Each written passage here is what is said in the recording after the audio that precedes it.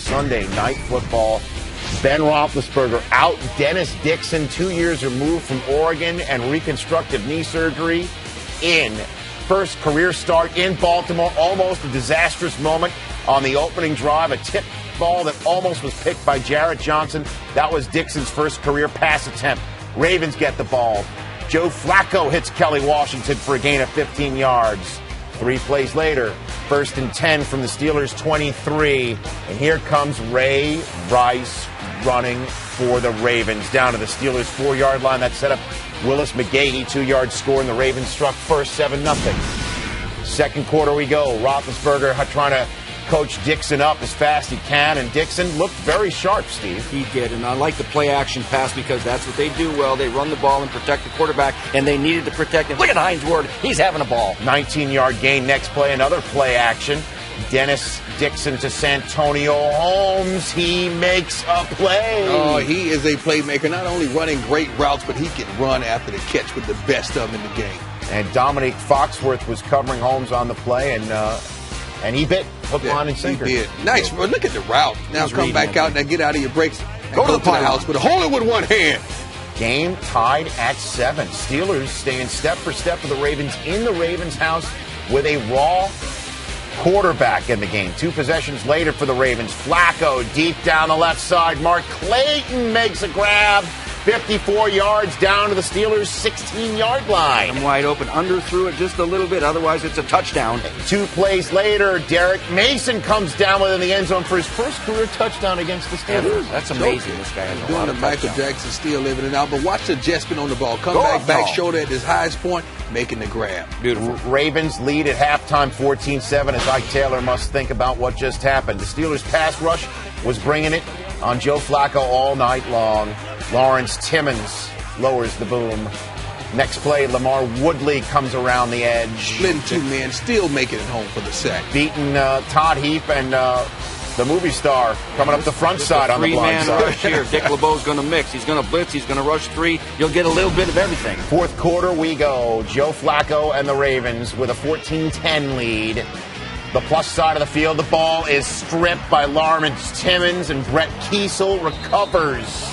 They do such a good job going for the strip on the sack, and they get home often. So they're playing tough defense. Rashard Mendenhall at 95 yards rushing, and Dennis Dixon was not making any mistakes. And on 3rd and 5, look what they call up for him. Doing what he's comfortable with doing, running with the football. And he hits pay dirt with 6 minutes and change to go. The Steelers are up with Big Ben sitting out in Baltimore. This is what he did in the Pac-10, game after game after game until he got hurt. How could the Ravens respond on their heels? 3rd and long, 3rd and 22. Flacco to Mason, 17 yards, and John Harbaugh decides to go for it on 4th and 5 with 3:31 to go in the game.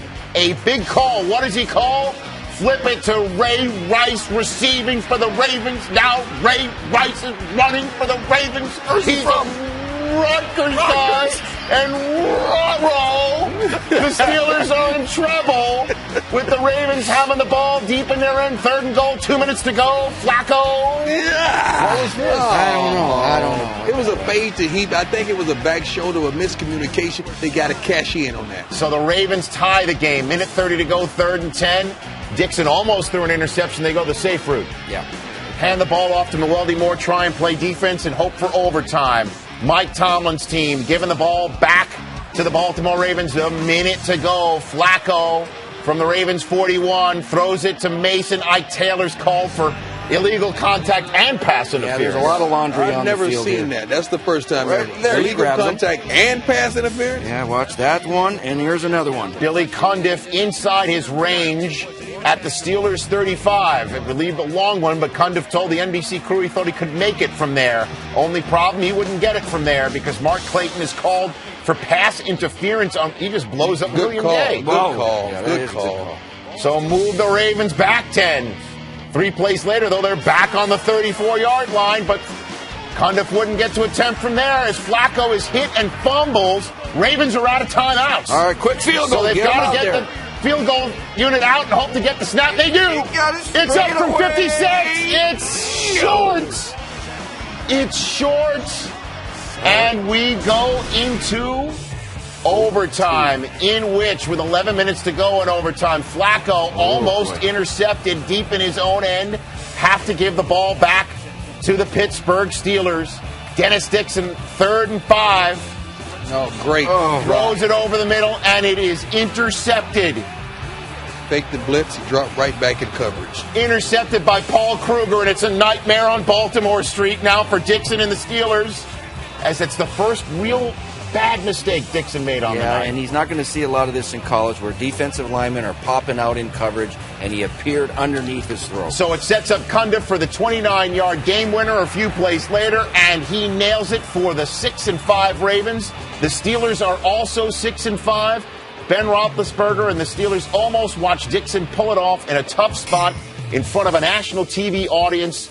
But the Ravens win this game 20-17 as the defending world champs have lost 3 straight for the first time in 3 years. And Ray Lewis and the Ravens still quite alive in the 2009 playoff race.